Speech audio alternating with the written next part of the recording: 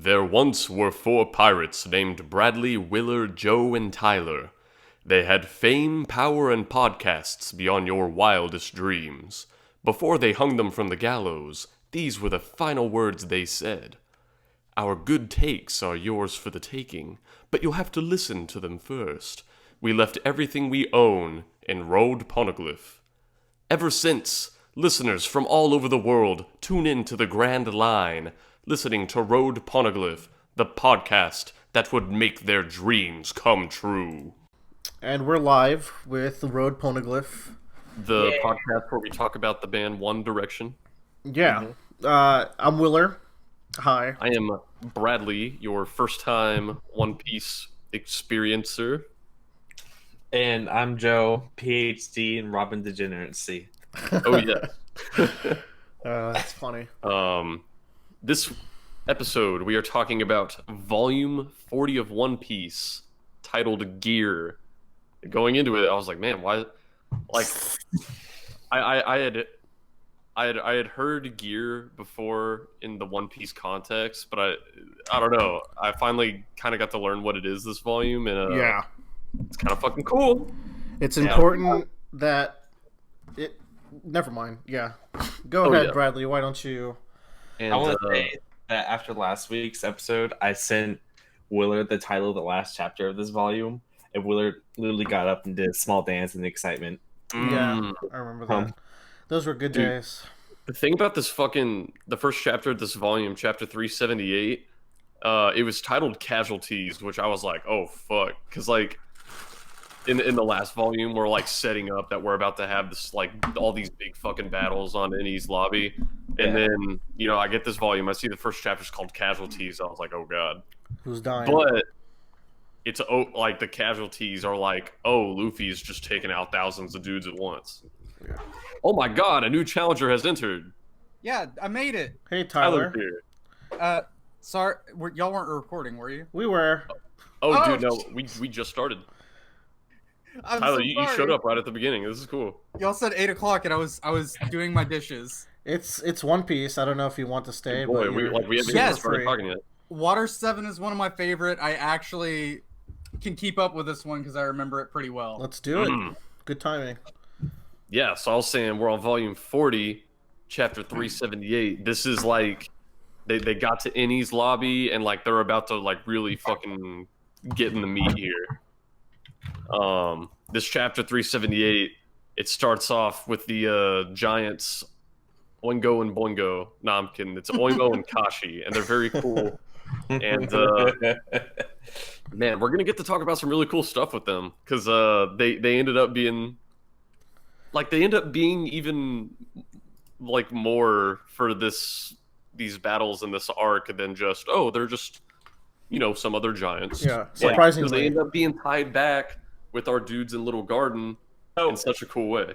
Yeah, I wanted to bring that up, but this is kind of like the genius of Oda's storytelling, is that Oda knows that he has to reintroduce the idea of Bragi and Gory, Yeah. Yeah. Bragi and Dory, I believe. Bragi and Dory again, but he doesn't want to give away the fact that they're important. So he starts oh god, what's her name? Not Miss All Sunday, Miss Golden Week arc, which starts in Little Garden. And so you start off like, oh, I remember that arc with the two giants. So that way it's a little bit more fresh in your mind. Yeah, you're saying he uses the cover pages to actually this happens later in these batches of volumes with a certain other character too. So that's really cool. It's wild. And I don't know, they're just really cool. A lot of the first half of this chapter is just kind of them versus the Frankie family. Yeah, I like how the Frankie family can hold. It's not like a long fight, but they're getting some good hits in. Yeah, like they're not pushovers. I mean, they're taking down a giant. That's they no know their joke. shit. Two giants. Like Luffy and crew couldn't do shit to the giants in Little Garden. So Yeah, right. They were just too strong. And man, as we transition away from them, we get Spandam on the transponder snail. And he's like, "Oh yeah, so you guys have you already caught the Straw Hat?" And he's like, "Yeah, or he's like, I estimate around 400, and Spandam's like 400 what? And the guy's like 400 casualties, and we see Luffy doing the 2-page spread, Gum Gum Storm, which has he done Storm since Alabasta specifically? This is the first time. No, he did it against Aokiji as well. Okay. Yeah. And he did like every trick in the book against Aokiji. He's busting out the big moves. Man, that's a But good 2-page spread. That's just I don't know. That's where we got the title for this chapter, and it's just cool because Luffy's just demolishing everybody. And of course, Spandam's like, "Oh, how is this possible?" I like the CP agent guy that's just casually sitting to the side and just reporting what's going on behind this brick wall. Yeah. Just like, oh, there's 100 more. And the rest of the Straw Hats are about to get ready to invade. This next chapter, though, chapter 379, is called Power Level, which, like, that's alarm bells for me. We have power levels. Oh my god! But like with most generic shonen things, for some reason, it's just kind of cooler when One Piece does it. Yeah. I don't know. Like, it's really hype because we're introducing power levels so late. Maybe that's what's kind of cool about it. And like, I know it's not going to be, or I'm assuming it's not going to be like a mainstay thing. It seems like it's something that just these particular guys. It is introduced as very much like this is a CP9 way of ranking people. Like their technique for measuring power. It's not because like no Marine has brought this up. Or a world government official. It's definitely their kind of thing. Yeah, and it's just cool because like, we get to see all the enemies' power levels, and so I'm like, I'm assuming Luffy's gonna punch this dude in the face at some point, and we're gonna learn his power level is like even higher, Yeah. Or something like that. Well, what's also good is the power level system, quote unquote, for One Piece is usually determined by bounties. So we know Crocodile's former bounty and so on and so forth. But like the CP9 people aren't going to have bounties, so this gives us a way to rank who's the toughest. Yeah. Without like that, in some way, so we know who's clever. Yeah. Also, everybody should look at the chapter cover art for chapter 379. Yeah. I highly endorse it. Yeah, Chopper looks real cute in it. Yeah, it's Chopper. Chopper's great. So in this chapter, CP9 is kind of so CP9's like getting reunited here. And so as they're approaching, they kind of mention Nico Robin and O'Hara again, which at this point, I still didn't have the details on O'Hara, what happened there. So, all I could really do is speculate. I think previously my speculation was like, that's where Robin is from and they got destroyed. But I think on some level, the world government's propaganda kind of worked on me, because when they said Demons of O'Hara, I was actually like, the people at O'Hara must have been up to no good, right? Yeah. Bradley listened to fake news. I listened to the fake news because they got me. I was like, Robin must have been against some guys who were...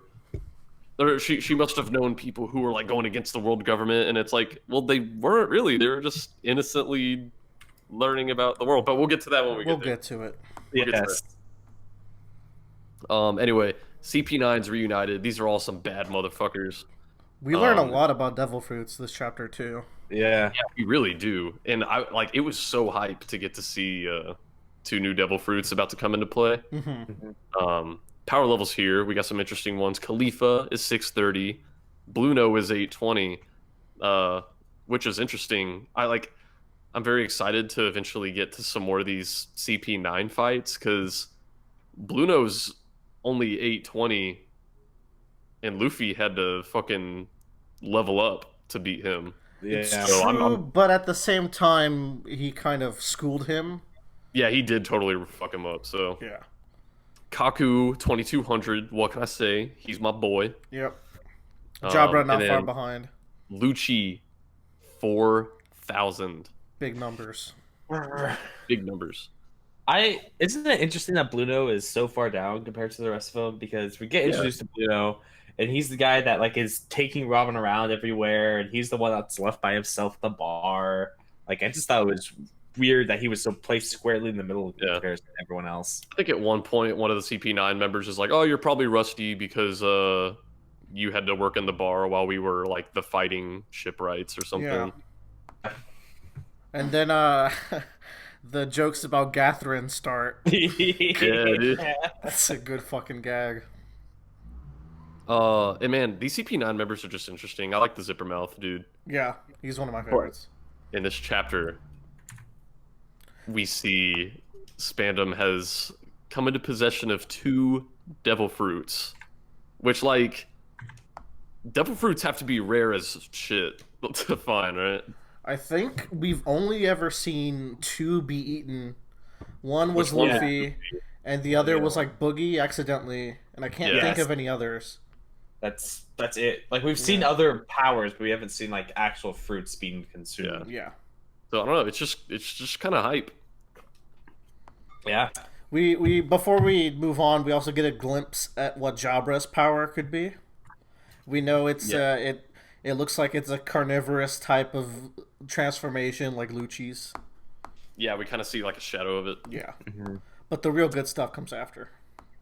We also get some good old-fashioned fishman racism, where Spandam's like, "Of course we must eliminate fishmen and any other traders who will not readily comply."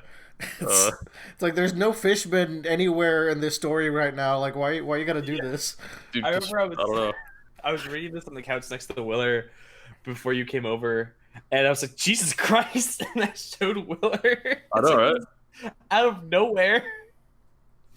I like it though. I like how casually we hit this beat.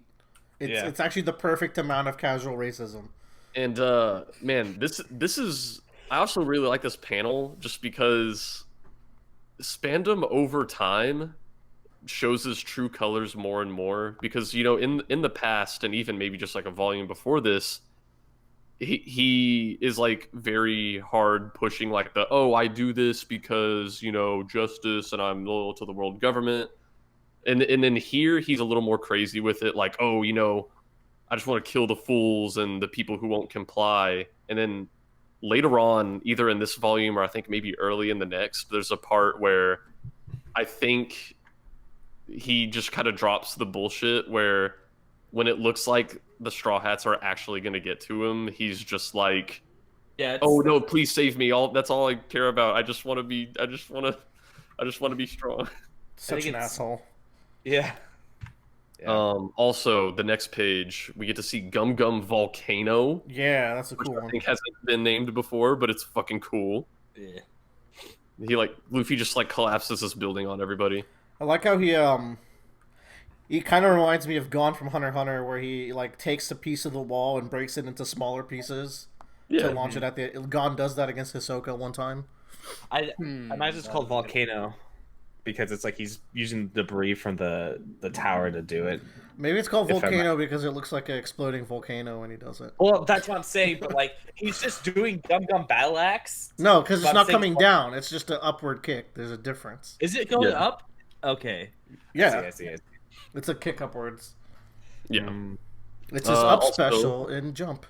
We briefly see three-headed Baskerville, who's funny. What a goof. So I don't know. I think that's it for that chapter, unless we want to hit anything else. No, we're good. All right. Chapter 380, the Enies Lobby Main Island Express. So back over in cover story land, Miss Valentine has been captured. And it's always fun because I never have any idea where these cover stories are actually going to go. Man, this one went places. This one went places. I'm very excited. So this chapter, we kind of go back to the fighting. Baskerville and the Giants are doing their thing. Mm-hmm. There's a lot of fighting, and I think we usually try to skip over a lot of the fighting unless it's a really, really cool move. I'll just say the Frankie family's pulling their weight, and that's very exciting. Dude, they really are. They did good. Yeah. Good job, gang. And their maneuver, the plan is kind of working. You know, the Rocket Man is speeding on through the fort. Mm-hmm. Let's see what else we got. Frankie. Oh man. One of the giants gets hit in the back with Rocket Man, and I was like, ooh, that's a spine breaker right there. Oimo. Let's see. Let's see what else we got in here. See, like, Bradley, isn't it interesting that the Giants aren't wearing like Navy uniforms? yeah, and so that's a cool thing is whenever you're going back through this, if you were to notice that detail, you could be like, oh, it's because like they didn't really sign up to be in the Navy. They're being coerced into it. Yeah. That's really cool, Joe. Yeah. I hadn't actually really thought about that, but that's cool. So that was a lot of fighting. That's pretty much all I have for chapter 380. It's just like, hey, Onwards. this is freaking cool. Yeah. Chapter 381, Fired. We get some really fun Zoro and Sanji banter. As we do. They were doing it a little bit at the end of the last chapter at this one, where Zoro gets called a stooge, and Sanji's like, he called you a stooge. He's like, well, he didn't even call you anything, so you're worse than a stooge. Also, whenever the Rocket Man explodes, Usopp kind of takes a tumble, and his mask flies off. And I'm like, finally they're gonna see Usopp, even though they all already know. Except everybody knows, except for Luffy and Chopper. So yeah. But it was just fun to see Usopp's face again because I love that boy. And Nami gets a time to shine too, where she does like the big electro cloud with climate baton.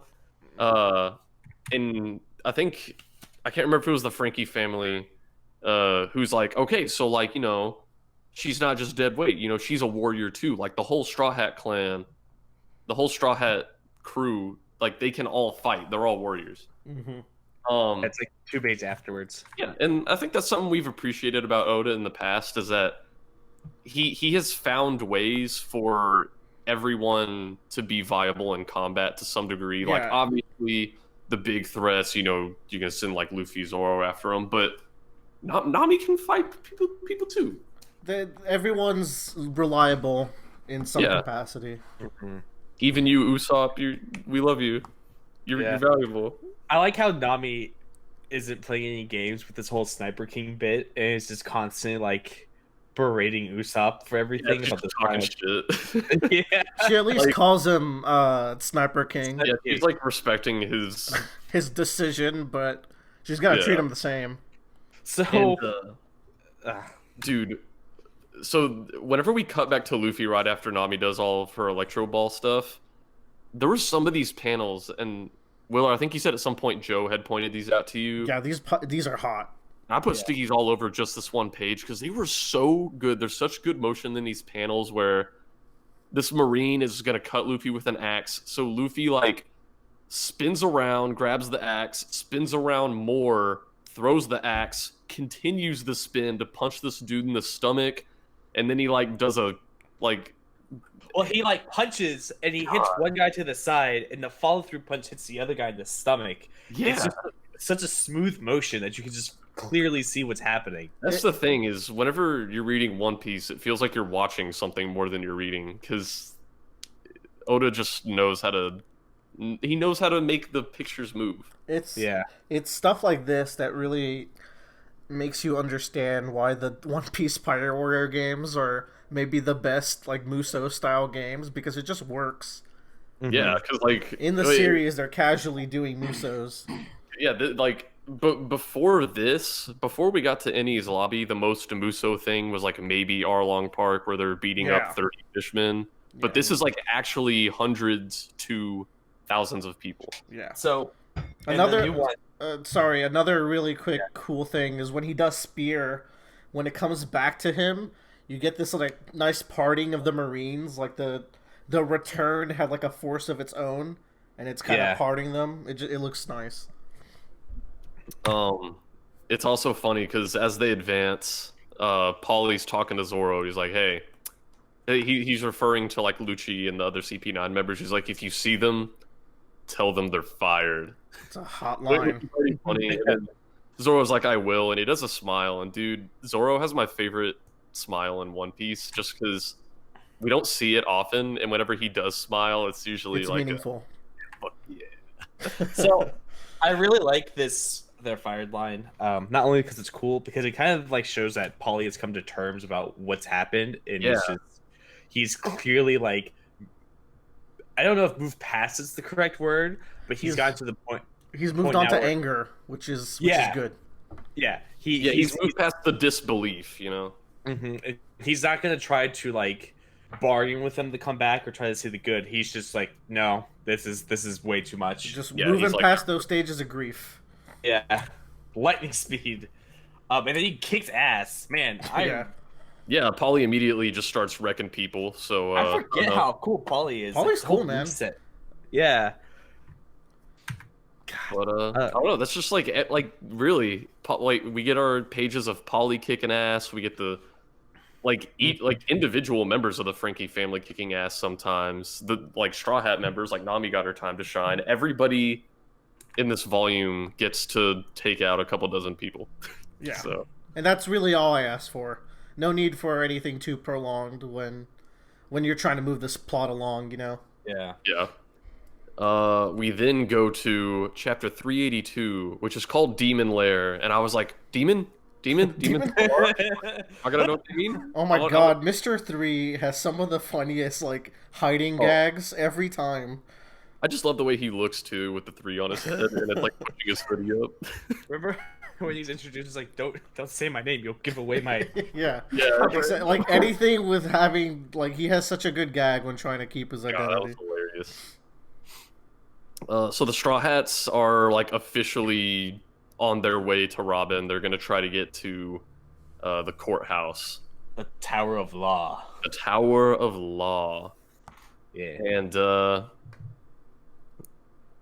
we kind of cut back to where Spandam is, and this is more of where Spandam's true colors are coming out, because he's talking to Robin, and he's like, he's talking about getting a gold transponder snail, and he says, "Do you understand? The winds of the world are blowing my way. The power to rule whichever country I wish is in my hands." And it's like, yeah, so all that stuff you said about justice is bullshit. This is what you want. You're just a power hungry asshole. And it's like, we always knew that, but it's just interesting how the closer he gets to this whole situation collapsing, the more desperate he gets, the more his true colors show. I feel like there's also a certainty where he's like, well, I mean, the CP9 is here, so we're getting closer and closer to just resolving this. Yeah. So I think it's not even desperation. I think it's him showing his true colors because he's so confident that... I mean, they can get past those guards, but when they get to the CP9, it's over. Yeah. Man, this look of disbelief before he smacks Robin is so vile. Oh, I know. Look at his fucking face. The first of many slaps. It's like, don't hurt our girl. Yeah. Yeah. Dude, Robin suffers. And it hurts me. And, even she's mad here because, we know that even if she won't say it, she does care about the Straw Hats and she wants to be safe. She just can't say that out loud. Yeah. But, whenever Spandam's like, oh, we're gonna, kill the Straw Hats, she's like, no, that's not what we agreed upon. I cooperated with you. So she wants them to get away. Cares about them, but alas. And I like the loophole that he actually gave. It's not that mustache trilling. It's like, well, I said that we would promise they could get out of Water 7, but they came here, so he's like, they chased us. What do you want us to do? Yeah. So I appreciate it's not about letting them go. They're gonna chase us. And he stomps on Robin and Frankie, and I'm like, that's not nice. He's a meanie. He's a big meanie. Yeah. And dude, so we kind of turn the page after he's stomping on them. Yeah. There's this just amazing thing that happens where in the top half of the page, Spandam says, "You two can die together. All are powerless in the face of great justice." And then you look right below that and you see Luffy barreling through 24 Marines. And this is so cool, not only because it's funny, because it's like, oh, he says that everyone's powerless and then Luffy beats him up, but it also implies that Luffy is the great justice. Yeah. Yeah. And that this is just such a cool page. I really loved it. I like how this mirrors something that'll happen later in this arc, which you've gotten to, of Spandam saying something and talking up like how dangerous it is to fight the world of law, and then you just see Luffy recklessly like going against him.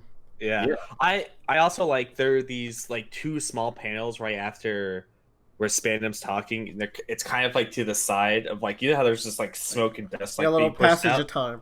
Yeah, they're nice. It's like an inmade swipe, so you kind of like you really like, oh, I got it, and you get to the next thing. Like I think it's a really good way to transition. It's like I think it's a very subtle effect to let you know that this panel with Luffy isn't him barging into the room. It's taking place somewhere else. Like he hasn't caught up. So, but you know it's coming.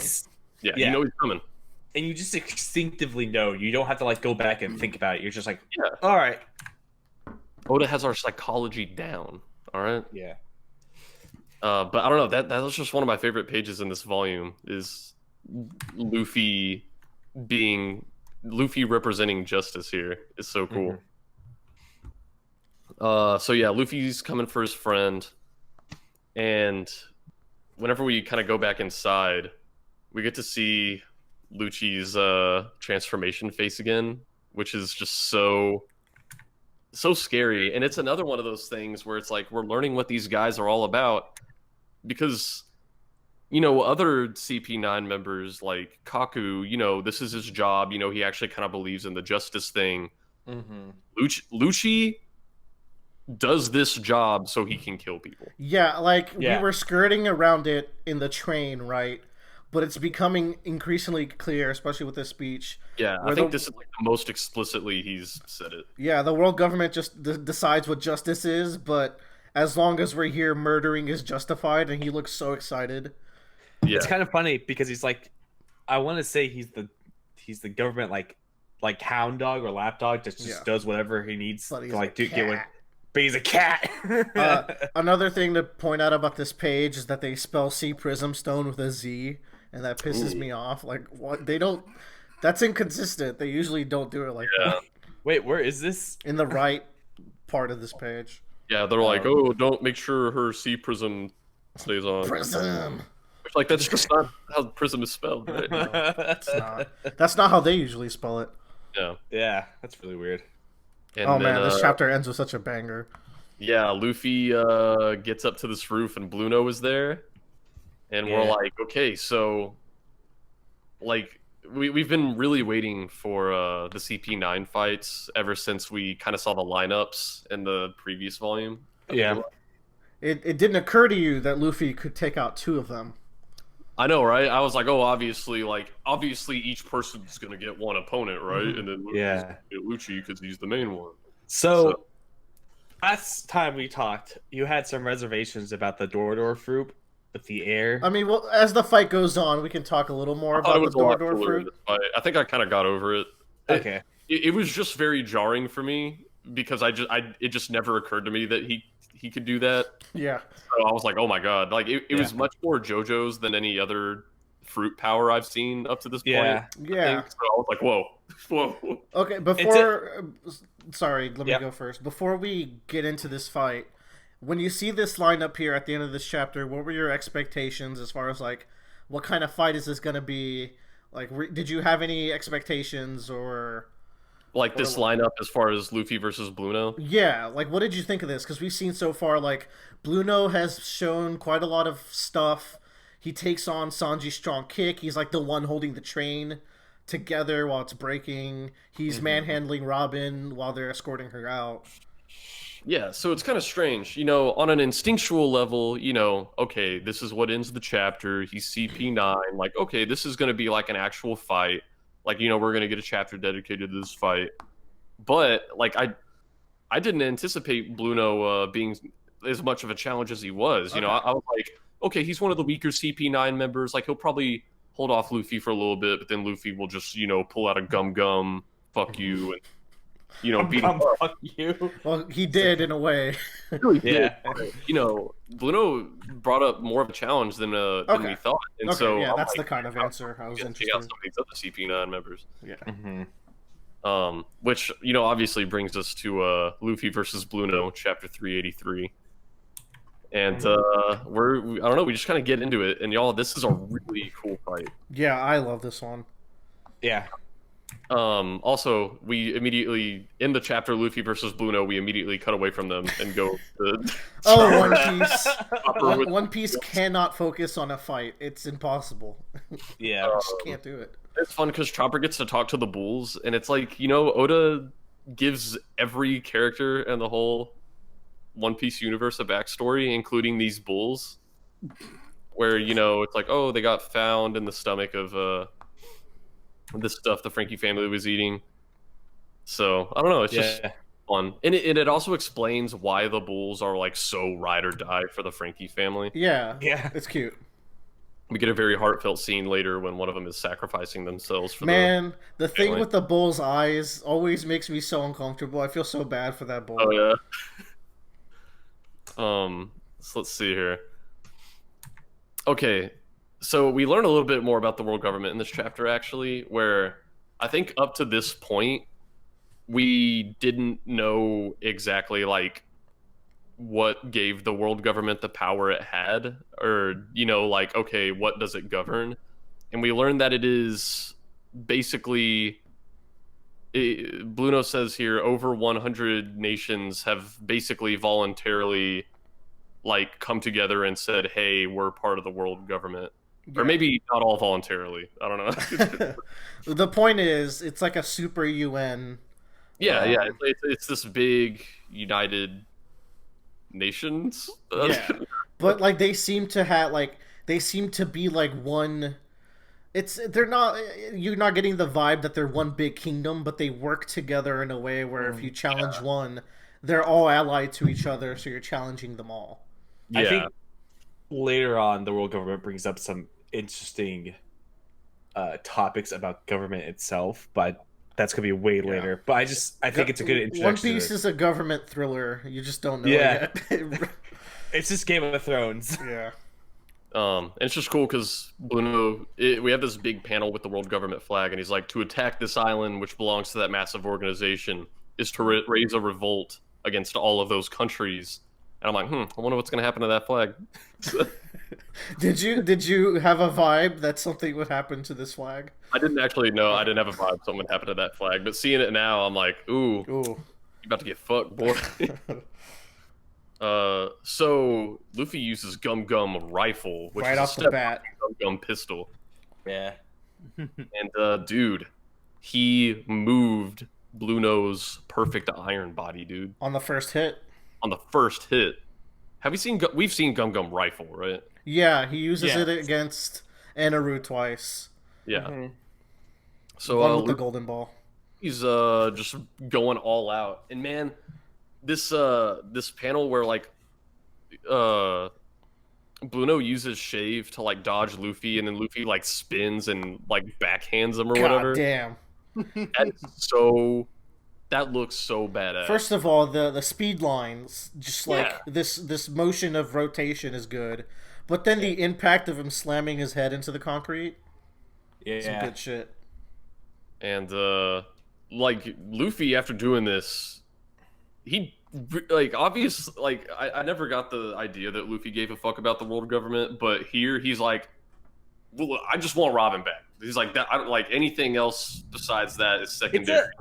It's a good common thread for Luffy, I feel, is that Luffy, in every single one of his adventures, like he ends up making the place he was at better, but he always does it because of a person, not because of that place. Yeah. Man, what a good boy. He is a good boy. What a good dumb boy. What a good dum-dum. Anyways, we're back to Sodom and Gomorrah. Yeah, and it's really fun because I don't know. They're kind of worried about Sniper King, and it's just really sweet because Usopp was very insecure about his strength and his place in the crew, but Zoro's like, each time we've passed an island, we've gotten stronger, and no one who dies easily would still be with us. Yeah. It's like Usopp has been through more shit than most people already. Yeah. Yeah. Skypiea, Alabasta, all that stuff. It's like Zoro's acknowledging the fact that the crew is themselves is kind of miraculous. So even being on the lower end of the crew is still higher above than like 75% of the world. Yeah. That's the thing with Usopp. He might be the weakest Straw Hat, but like he can kick some ass. Usopp would body any one of us. Oh yeah. It's not even close. Body me, Usopp. Use that nose on me, Usopp. We'll a little bit in this chapter. One of them gets taken out, which is very sad. Yeah. I think that's Sodom. Go on without me. Gamora is like, all right, let's fucking do it. We're going. I must get to Thanos. So here's what's cool. I don't know if we mentioned this. There was like a fan favorite moves contest going on in these volumes, which I think we're on the second or third potentially. Yeah, so we got some cool ones in here, like Fire Fist from Ace, and we got my Storm. Gum Storm, baby. You got the one where Sanji kicks Zoro at the big guy. I like that one. Chapter 384, Signal to Counterattack. The cover story on this one has Mr. 3 spotting a silhouette. I wonder who it's going to be. I bet it's an epic boy. Find out next time on Cover Story. We immediately cut back to Sniper King. Who else loves Sniper King? Raise your hand. We all did. They raised their hand. Well, actually, notably, Bradley didn't. He was flipping a page, and therefore... Oh, I'm raising it. Look. Sure. We get like a solid 6 to 7 pages here, like introducing the Giants in a different context. And this was just so cool. This is that really cool world building we were talking about at the beginning of this recording, where when we saw the Giants, because they bring up, our chiefs left our what was their Elbath, right? Yeah. Island. It's like, our chiefs began a duel and they left, and I was like, wait a minute. Sounds familiar. Before. And Usopp's like, I've met your chiefs. They're my homies. And they're really cool.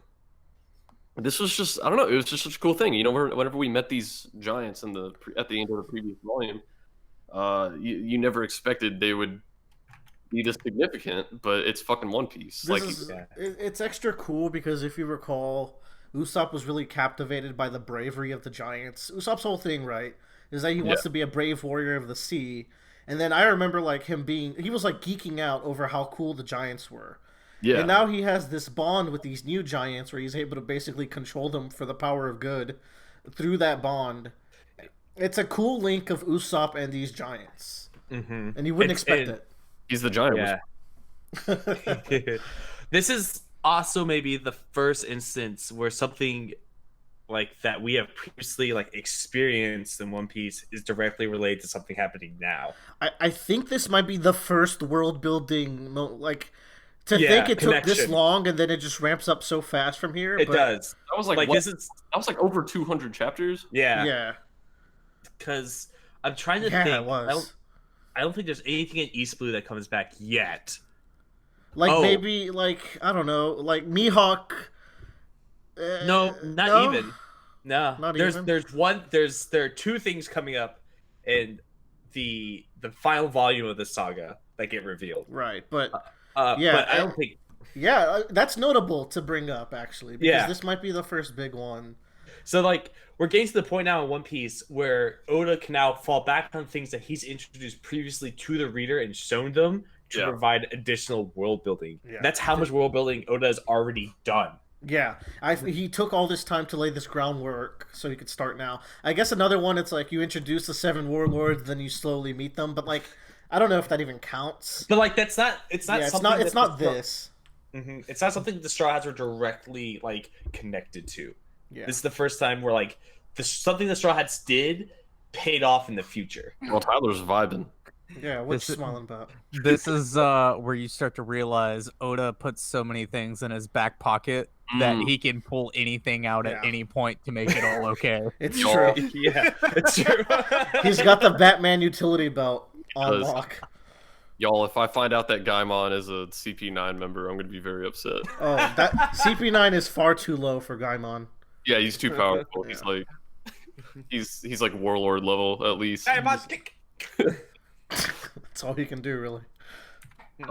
There's some more hecticness on the battlefield with Baskerville and them, but what I'm really interested in is Luffy and Bluno again. Indeed. Let's. The Giants are helping. Oh that's yeah, like the end of the chapter. Kora's kind of getting bodied over here. Yeah. Yeah. They're doing their best. They're doing their best. This is like the third specific unit that we've been introduced to in Impel Down, or sorry, in Enies Lobby. Yeah. Where like we have these chain ball guys, we have the dog riders, we have the normal dudes. They got so many backup organizations within this one place. Yeah, you know, we talk about how even like nobodies in the background, like filler people in the background of a scene, Oda makes them all very distinct. And even in this Muso battlefield, with just all these guys who are going to be cannon fodder for our main characters, he even goes for variety there. He's like, oh, you know, this unit's going to be dogs, and this unit's going to be ball and chain Like, dudes. there was absolutely no reason to introduce these ball and chain guys, aside from, like, well, let's spice it up. Let's pretend like this area has like this whole inner working with these two units, and let the reader kind of make up their own minds about what happens with them in the background. It's interesting. Oda never skimps. Like, he never does, like, if you need a word for it, filler. I don't know. These are like, everyone is their own dude. Yeah.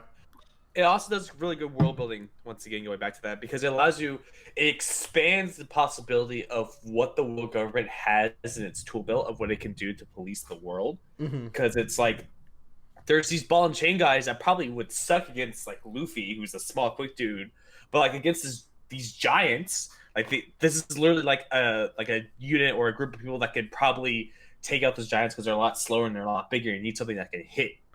That's a really good point. I like that, because One Piece has so many creatures and people of varying sizes and body types and abilities. You need different tools in your belly. Yeah, you need the fast dogmen, you need these heavy hitters, you need people with guns. And at the same time, while obviously the Marines and the world government are in a villainous context right here, like, having these different units kind of humanizes them a little bit to me, because this isn't just thousands of disposable, indistinguishable dudes. These are all, like, you can just imagine this unit has had their own adventure together. Like, they all know each other, and they're close to each other because of how similar they are. The SBS kind of also adds to this later with the dog units gossiping about Bueno, or Jabba rather.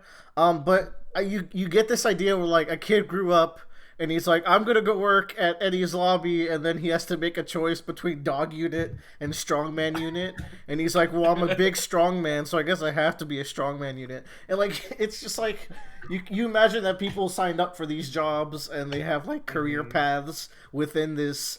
You have a skill tree. And it's also good because one of the pitfalls of the world government, especially being introduced, or the Navy, I should say, being introduced very early in the series, is that they come off very generic. Like, there's just not a lot going on for them. They're just soldier dudes, and they have swords and guns. And then immediately after that arc, a buggy arc, where everyone's just a fucking circus clown. Yeah. So it's just another way for Oda to say, like, no, the Navy and the world government have different varieties just as much as the pirates do. Yeah. So you can always expect something different, even if you're going up against this huge faction. It's so big, it can be so varied as well. Yeah. I just like that, seeing these varied units. I'll look at one of these ball and chain dudes, or I'll look at the guy leading the dog pack, and I don't feel like he just spawned out of thin air. I'm like, he has a story. He's probably in the Navy for a reason. Probably. Probably up on Dog Island. He did kind of literally spawn out of nowhere, but, you know, now they're here to stay. Like, that's the point. And Giants came back. Yay. I mean, it's nice. They're getting revenge over being used for 50 years. Yeah.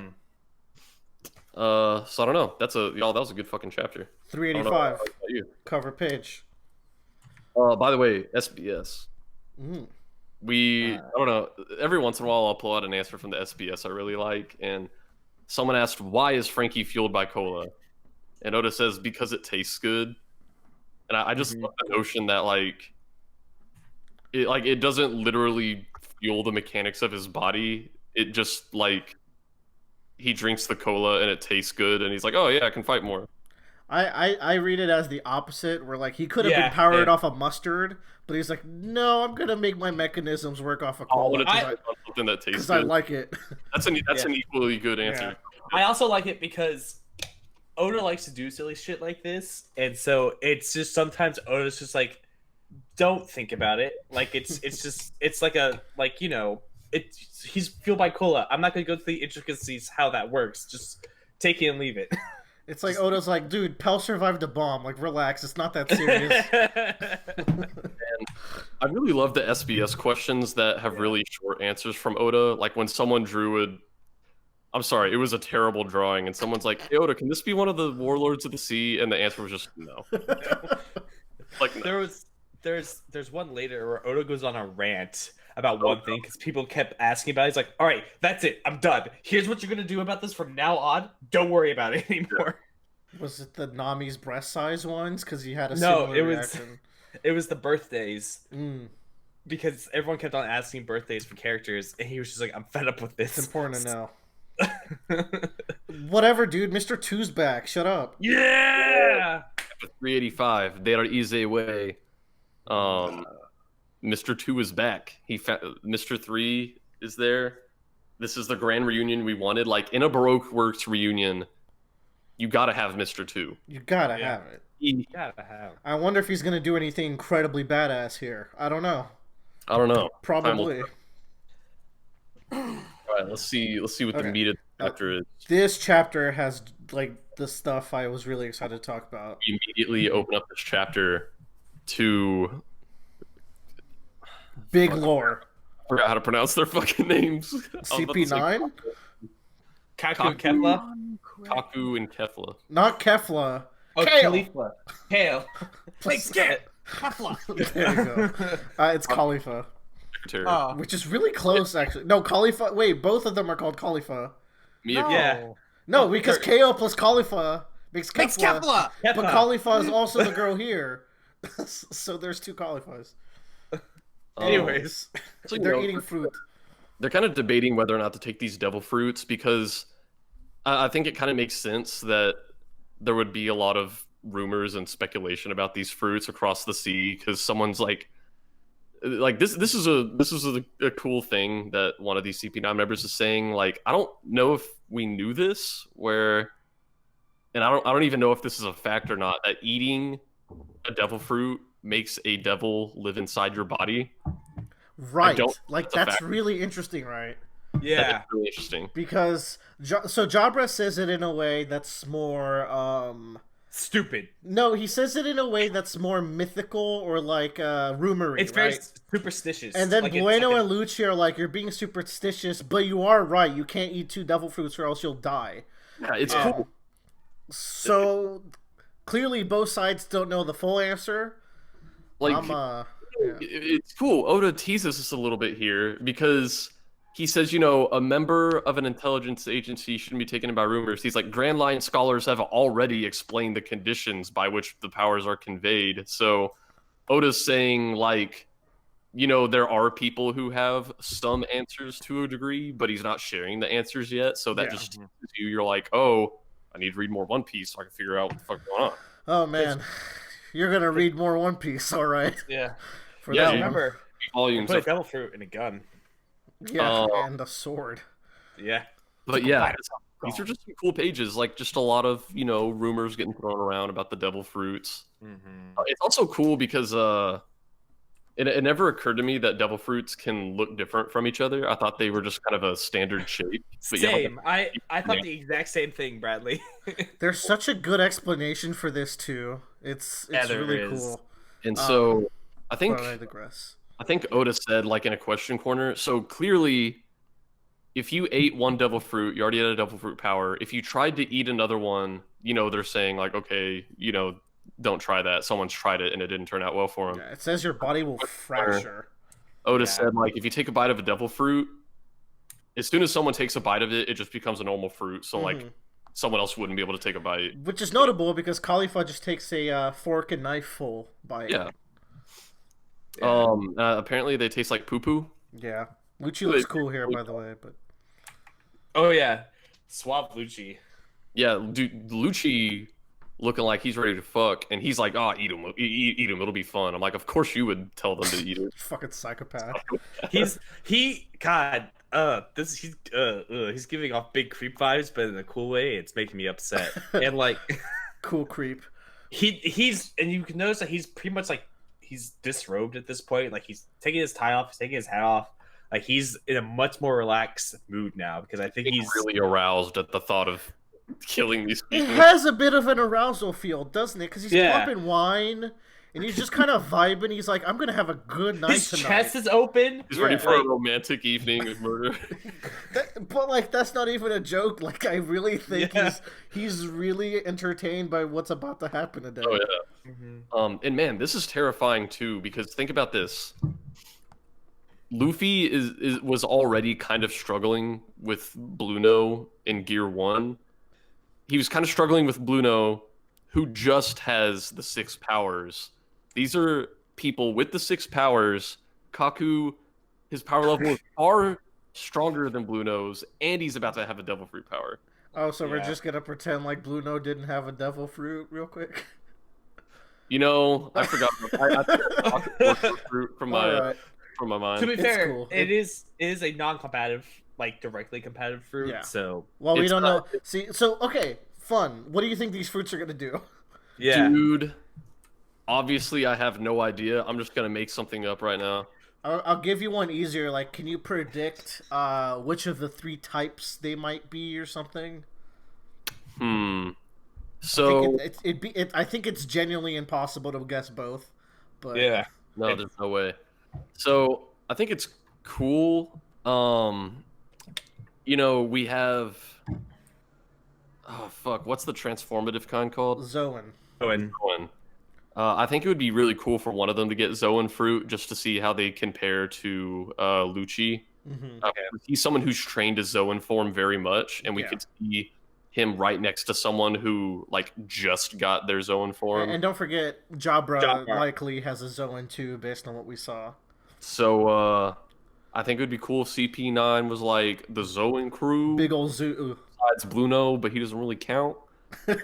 Jesus. Because he got BTFO'd in the next 1 or 2 chapters. Yeah. So you know what? I'm going to say... But also, I was about to say Kaku gets Zoan fruit, but also Khalifa could get it, because have we seen a girl with a Zoan fruit yet? I don't think we have. No. Right. But, I don't know, maybe Zoan fruit doesn't feel like it fits her. Okay. But what would? Okay. Something sexy, I guess. I'm going to say neither of them get Logia, because, like, I don't feel like I can deal with a Logia. Yeah. You know what? That's a genuinely fair concern. Dude, we cannot be like, if you get a Logia fruit, you're instantly like a main villain. So I don't know if we can do that right now. That's a tier upgrade. I'm gonna say Kaku gets a Zoan and Paramecia for Khalifa. There you go. Yeah. Cool. All right. Yeah. So eat it and they're like, oh my god, it does taste like poo poo. Yeah. So just more going off that guess, just shot in the dark. If you're saying Kaku has the Zoan fruit, what animal is he gonna get? I would be shocked. I would be shocked if you got this. No one say nothing. Bottlenose dolphin. Okay. Now, hold on. Give another guess, because like, wouldn't a fish be weird? Think about this. But Bradley, there's one rule about devil. Well, now there's 2 rules about devil fruits. Yeah. So let's rule out a fish real quick. He's gonna be a dolphin man. Give me a second guess. Okay. Not water related. You know what? He does a lot of zooming around, jumping around on rooftops. I wanted to say like, oh, maybe it'll be like a bird, but we've kind of already had Pell. I forgot Pell was. He's a good jumper. He's gonna be a kangaroo. Okay. Cool. He's gonna be a kangaroo. Cool. All right, we'll take. Cool. Like, kangaroos kind of have like long.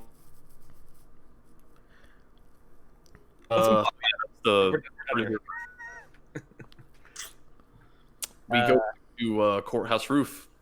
Luffy versus Bruno. For real this time. For real this time. Man. Dude, we get some more cool use of the door fruit, and actually kind of horrifying use of the door fruit, where he turns Luffy's head like into a revolving door and like takes a midsection of his head out. Yeah. Yeah. That's a pretty solid use of that fruit, which is still thematically appropriate. And like I said before, this feels like the most. The uses of his fruit feel more JoJo's than the other devil fruit powers. I think you're gonna like Khalifa's fruit. Oh god, I'm so ready. I'm very ready to see what we get out of those. Fights. So yeah, Luffy's just getting dismantled while Gamora is running the gauntlet, y'all. Gamora is really taking a beating. That is a tank right there. It's just blind and flailing. It's hard to watch. Let's move on. It's really cool though. As they're all charging through on the back of Gamora, everyone's like, "Oh, there's a wall. There's a dead end. We're gonna hit it." And Zoro's like, "I don't see a dead end. Do you see a dead end?" And Sanji's like, "Nope, I don't see a dead end." And they just charge right through it. It's just cool. I love that because like their mutual trust in each other to be like, "Nope." Yeah, I love the Straw Hats' trust. Like we think back to Rocket Man, that like we really gushed about this during the volume they were all on Rocket Man, where Luffy could just tell Zoro to do something, and he's like, "Yep, got it. We're good." Execution is not a problem. And I don't know, this is just so cool. The Straw Hats, they just there's never obstacles to them if they have a goal. They're just like, no, I don't see a dead end. What are you talking about? It's just a giant ass stone building. It's their ability to adapt and improvise and react and all of that. All that jazz. Man, I really love that. I was gonna say like I love Zoro and Sanji moments, but honestly, I just love every Straw Hat moment. Yeah, they're such a fun unit. Like, there's a reason why people get so into One Piece for 900 chapters, and part of it is because you just like being a part of the story. Like, you feel like you're on this adventure with them as like an extra friend. Yeah, I think this was around the time where I was texting Will about this, and I used the word "we" as in we just got to Enies lobby and we just got to the courthouse. When I was describing what was happening. Fucking weeb. I know. I was like, oh no, I'm a terrible person. So in this week's question corner, someone opens their question by saying, "Oda, Wanze is awesome." I'm like, is that right? Is that right? Movie. Apparently. We move on to chapter 386 called Unprecedented. And we see our Brokeworks friend captured and up on this contraption of wood. It's just an X. I mean, it's an X. It's kind of kinky though. Yeah. So we go into the chapter and we get to see, I think this is where we first see one of the gold transponder snails, which it looks very it looks cool. Mm-hmm. Looks very gold. As gold as something in black and white can be. Man, the fact that Aokiji would entrust this asshole with this really makes me second guess his judgment. I'm like, Aokiji, you're better than this, man. I mean, I guess he is the director, and he's like, they're coming your way, just in case I'm gonna give you this. But it's like Spandam's such an asshole, you know that he's gonna just revel in having that. Like, even though Aokiji's like an admiral of this organization that is causing all this grief for our characters and almost killed most of the Straw Hat crew, yeah, for some reason, the way Oda presents him, you just kind of have this respect for him, even though you expect better reason to be against him. Yeah, and we get reasons by the end of this section, right? So. Yeah, I don't know. Oda's just really good at managing how you feel about a character because, I don't know, in every right, he is opposing the characters we love, but I'm just like, for some reason, I'm like, oh no, he's a good dude. Yeah, you want to like him. Mm-hmm. It's cool. I mean, it's southern draw. So it's really cool here. It's some really cool, what is it called? I don't think it's dramatic irony. It might be cruel irony where Spandam is gloating to Robin and Frankie that, oh, your allies have all been destroyed by my forces. We're going to listen to them. We're going to listen to how bad they got fucked up. Caught blind stupidity. And then I don't know, whenever we get to hear, It's called Just Desserts, I think. Yeah. it's called Justice. Did you accidentally kill them? So we get a cool 2-page spread of Zoro and Sanji just being badass. Sanji's having a smoke per the usual. So the pirates have actually reached the square in front of the courthouse. We're getting there. Almost to where they wanted to be. But they can't just climb to the top of the building, so they have to like kind of go through it. Mm-hmm. Not much to this chapter aside from just plot progression, getting everyone reunited. We did get a really fun moment where, you know, we talked about how everyone gets a time to shine. The Frankie family, Nami, all of them.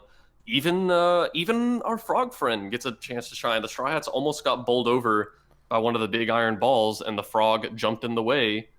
And it's like, you know, he's used to taking hits. Yeah. So Heavier hits than that. It's just cool. Man, this is a hot cover page here for the gear chapter. I like Spandam's reaction when they finally explain the whole situation to him.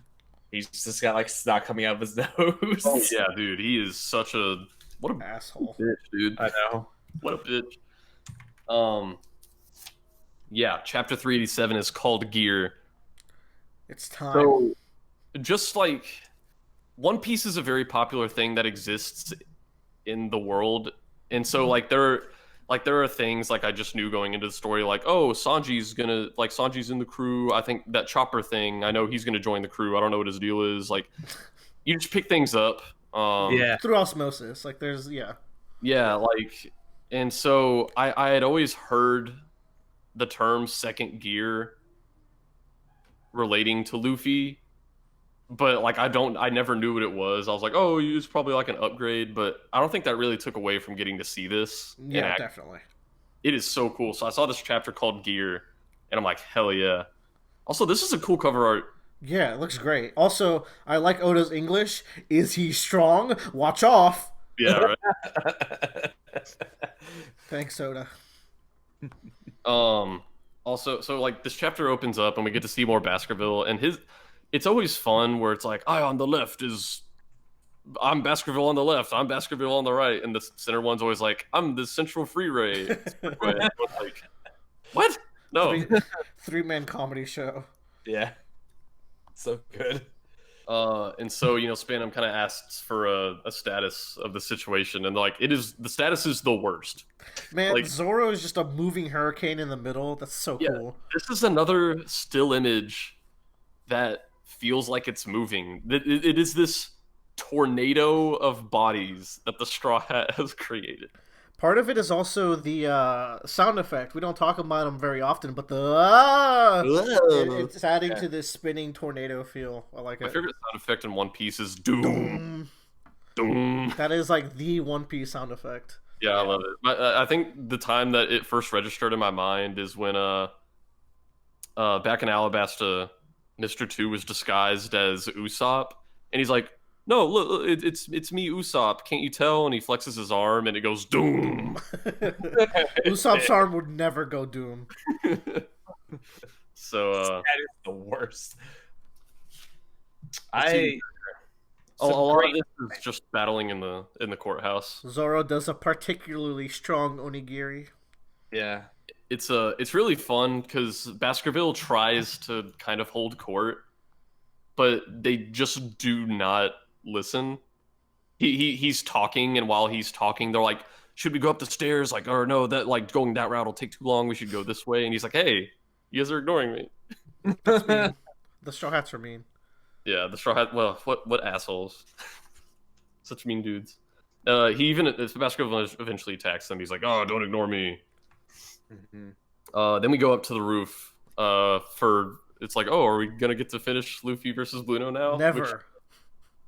I don't know. Like, back whenever I saw the chapter title Luffy versus Bluno, I was like, oh, this will be like a one chapter fight. Like, Luffy's just gonna fuck him up. But I'm like, no, we're still here, dude. It's real. With stuff in the middle, you know, it's probably added up altogether to like maybe two full chapters. I gotta talk about one of these action shots here. Yeah. It's so Bluno does like this kick, and then Luffy does a sweep against him. Yeah. And then Bluno shoots up. Now, by the time Luffy is done spinning with the sweep, Bluno has already done 3 kicks. Oh So yeah. you're getting this sense of time because you in your mind can interpolate the speed it would take Luffy to rotate his body with the sweep, and within that time you can see that Bluno has already taken all these jumps.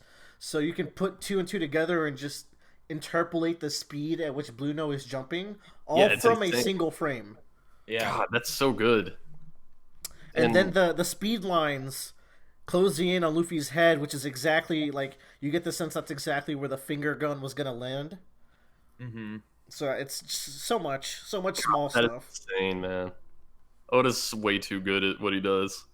And it's also cool because like on the next page he does Iron Body Smash, and this is cool because like we've thought of Iron Body purely in a defensive context up to this point, but he can also kind of use it offensively. Mm-hmm. Like he launches an attack, he's flying towards the enemy fist extended, and he uses Iron Body to, make himself unshakable. Like, you're not going to stop this attack, It's cool because now we're getting to see like we saw Nero and how he could kind of use his ability, like his 4 abilities.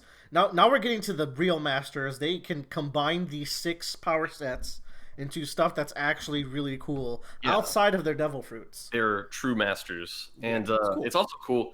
Bluno uses Finger Pistol, and that reminded me, since these volumes have like the fan polls for the different attacks, Oda commented, I think, on one of the poll things between chapters where he's like, fans put Finger Pistol down around like number 20 or 25, but he's like actually like I think he said like in a pure offensive context, it's like one of the strongest attacks in the story so far. Mm-hmm. Like if you get hit with it, like it will go through you. Yeah, it is sure a straight up piercing blow. Yeah. So then, after them trading blows, Luffy's like, you know what? Can't do it. Can't beat you. Like this. Ooh. And I'm like, so at this point, I'm like, I have no idea what's about to fucking happen. I'm like, what are you talking about? I'm like, Luffy's never said this shit before. Luffy's never been like, I can't beat you. So I'm like, okay, what we got here?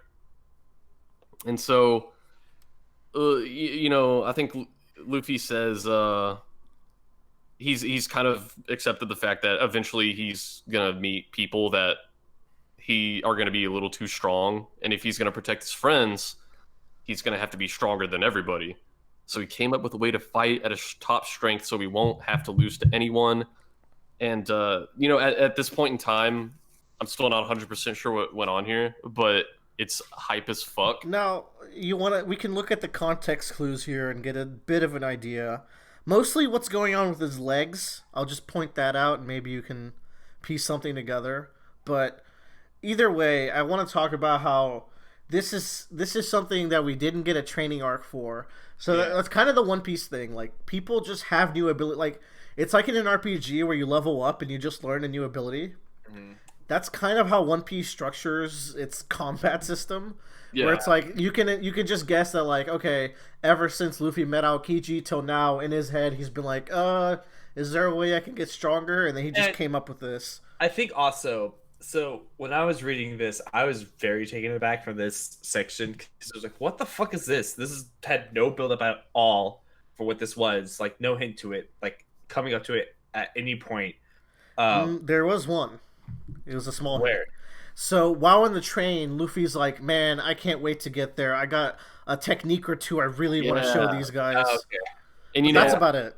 I thought, and whenever he did the Ally Robo, you're like, that's it. Robot, I was like, oh, that's obviously what he's talking about. So, I think this is something that is what really makes reading One Piece week to week really shine in comparison to reading it all together. Is I read all of this like very condensed, So like I didn't go week to week for Enies Lobby. I read it all fully completed. So there was never that kind of like internal waiting period between weeks of like releases that kind of extends the time of things happening in the story for you. Does that make sense? Yeah. So like in my mind when I first read it, there was no justification in time as to how he could develop this power because I never fathomed the thought of the time of taking from the long Island to Water 7 enough time to like do something. Yeah, it's like in your brain, all that happened like in 2 or 3 days. And the passage of time of a week-to-week read kind of gets you thinking about time more, maybe. Maybe that. Yeah, I could see that.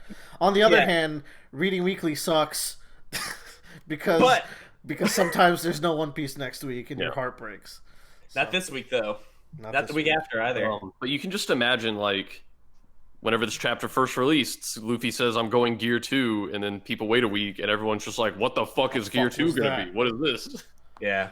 On a general level, though, I wonder, like, we showed you the anime clip for this. Did that help you be able to visualize it, or make some like, I was guesses able on to it? visualize it. Like, I just don't know how Gear 2... Yeah. Like, I don't know what he's doing to his body here. It's some One Piece pseudoscience, but there is an explanation. I mean, it looks really fucking cool. It looks so cool. It's out. So that chapter was called Gear. Chapter 388 is called Gear 2. Cover story. This is we see Mr. 3 in quotation marks is captured. I wonder what's gonna happen to him. So we open up this chapter and we immediately see our big doom sound effect. I also want to point out that previous panel of Gear 2, when he's like the front view of it, is an iconic One Piece panel. It gets parried or homaged a lot. I believe it. Gintama. It's a 7-panel and Jump Ultimate Stars. And, it's just everywhere. Octopus 1, I forget what it's called. Assassination Classroom. There's a gag about it. Oh my god, that's a funny fucking gag in Class. There was one more thing I wanted to bring up, but I fucking forgot. This is known as Gear Second to other fans. Yeah. Which is just the name that they're used to, even though it Gear Second sounds less phonetically correct, but English. It's all good. So Luffy begins charging up a Gum Jet pistol, and Bluno's like, "Oh, you're just gonna telegraph your attack?" He's like, "All right, I'm gonna be able to avoid this. It's not gonna matter." Luffy doesn't even need to make contact with this man's body. Okay, that's not what's happening. Yeah, the shot is going so fast that it's already you can't see that it's hitting him. By the time you've realized the hit has happened, it's already retracted. I thought it was just him hitting like the air hard enough. It was like an air blast. Man, nah. Okay, no, that's interesting then, because that would have been extra confusing. And the way it's drawn, first of all, I love how jet attacks are drawn with the double shockwave that Oda always does, where like it was the shockwave where it stretched and the shockwave where it hit. But I could totally see you getting confused from this image. Because it almost looks like he's shooting a key blast or something. Yeah. Yeah, I thought he just like forced his hand so hard that it shot an air blast. But I honestly think it's kind of cooler that like it's so fast that in the millisecond that this still image captures, his hand is already retracted to his body. I think the second attack is really good at selling it because look, Luffy is punching and his arm has just disappeared. It's not retracted. The fist isn't the second half of his arm has just disappeared. Yeah, you're right. And man, whenever you guys showed me the fucking anime clip, this is Dragon Ball Z right here. Yeah, that clip is one of my favorite in the anime because it has the Gum missile, which they don't have here, where he grabs onto his hair and rockets towards him. Love it. Bluno goes into the air door dimension, which I really like the way Oda drew the inside of it. Yeah. Like, you can tell he's in there. And he can, like, look at Luffy while he's in there and shit. And it's interesting, too, because it's like that person's silhouetted. You don't fully see that person. You just see, like a silhouette of them in this kind of dimension. So, like, there's some disadvantages, but it's not a huge one. It's a powerful fruit. Yeah. And so, we get to we get to kind of test the extent of the 6 powers here, where Luffy's been bodying this guy ever since going Gear Second like 5 seconds ago. So he's like, okay, I'm gonna try the full strength iron body. Here we go. Which, I mean, as we recall, this seems to be Bluno's like call to fame. Like, this is the one he's best at. think of all the moves he incorporates with it, right? Because he does the wheel attack where he's like spinning as a wheel. That's using Iron Body on his legs. He's doing the smash attack you brought up earlier, Bradley. So he has all these variants of this move, and then he also has Iron Body strength. So like this is clearly his signature one. And I think this Gum Gum Bazooka also sells what you're talking about, where it's like clearly Luffy's gonna, like, he's clearly doing his bazooka. He's gonna hit them with his hands, but by the time we see the next panel, his hands are already back at his side. So it's like, okay, you know they hit. God, that shockwave is so good. Yeah, and even the full strength Iron Body gets knocked back a little bit, and so this next page, ooh boy, is getting me hype as fuck. Because Bluno didn't go down, so Luffy is like, okay, I'm going to show you something even more interesting. Watch this. And he says, here. And he was about to say 3, you guys. Was he? Yeah, I mean, of course he was. He was about to say Luffy can't count. He's going straight to 11, dog. No, it's only geared 2.1. So, something we didn't point out that I think is interesting to point. In the 6 powers, there's the shave move, which is basically you come so far fast you dart around. Yeah. Luffy hit Bluno while he was shaving. Ooh. That's how fast his jet pistol is going. Well, also, actually, thanks for bringing that up, because Luffy says, your feet are hitting the ground more than 10 times each instant to move. I figured out how to do it. I'm glad I know this technique for moving now. So Luffy learned how to do shave, is what he's saying. Also, kicking your feet 10 times on the ground really fast might remind you of something, but maybe not because you didn't watch the anime for this. But okay. Remember when Kuro does his move, his pussycat maneuver? He's actually kicking the ground multiple times when he does it. It's really obvious in the anime. So you can extrapolate that Kuro is using a like maneuver that is similar to the shave whenever he's moving very fast and invisible. Which is a really cool throwback, actually. That's a far one. Sorry, I just realized for some reason I still had League of Legends open, so I was closing it. Play that. Anyways, Blueno Gear dies. 3 is going to be a thing, and I'm very excited for it. What do you think? Okay, what do you think Gear 3 is, if it's a thing that you're so sure of? Well, in Gear 2, Luffy goes fast and he's strong, so in Gear 3 he's gonna be really, really fast and really, really strong. Okay, interesting. I will say, I like Gear 3 a lot. Gear 3 is so cool for what Luffy can do. I think that's an unpopular opinion because Gear 2 just looks so cool, but I mean, you'll see it. Gear 3 opens up. Gear 2 is really cool, but I feel like Gear 3 opens up the doors to a lot more other things down the road. He's gonna have really, really long blonde hair. Yeah. God, who told you? He's gonna turn into his demon form because devil fruits have devils in them. Gum hair. Okay, I want to bring up one more thing. Yeah. It's poses. When Luffy's doing Gear 2, he gets in that pose where there's some pump-like thing happening to his legs. Yeah. In Gear 3, he's biting on his thumb right before he does it. So, I don't know. Weird shit's going on.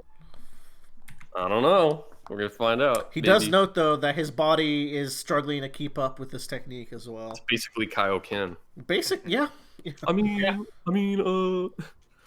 Yeah, there are Dragon Ball throwbacks in this. Don't forget. So Luffy did a really good job. Everyone else is trying to open the courthouse gates. Yeah. And this is the end of the volume, yeah? And it's really cool because Kokoro kind of got to witness some of Luffy's glory. And she's witnessing this battle that's going on with the Straw Hats just bodying everybody. And she says when the fight is over, the world will ring with the sound of that Straw Hat boy's name. And I'm like, fuck yeah, it will. Is that not the coolest? Is that just like, aren't you so proud of this boy? Like, they've already done so much since they got here that they're like, this is unprecedented. That was literally the name of one of the chapters. Like, no one has ever done this before. Yeah. Which is so cool. And Luffy just yells out, Robin, I've come for you. And he can hear it. And Frankie's like, fuck, yeah, see, I told you, your friends came for you. They love you. All right. On to some wholesome small Robin torture. Yeah, this next volume is going to be terrifying. Or is there one more in this one? Everybody buy Toriko. That's this volume. Excellent. We get nice little like. I also like how at the end of this volume, Oda like puts a pictures like, all right, here's where everyone is, just to like to let everyone know like this is where they need to go and this is where they are now. Yeah, it's good because it's pretty chaotic. Mm-hmm. I think that wraps up our coverage of this volume. We're gonna take a break here. Yeah. And then catch you guys on the next volume. Yeah. Anything you want to say to the people listening to this talk? No. Y'all are great. Goodbye. No.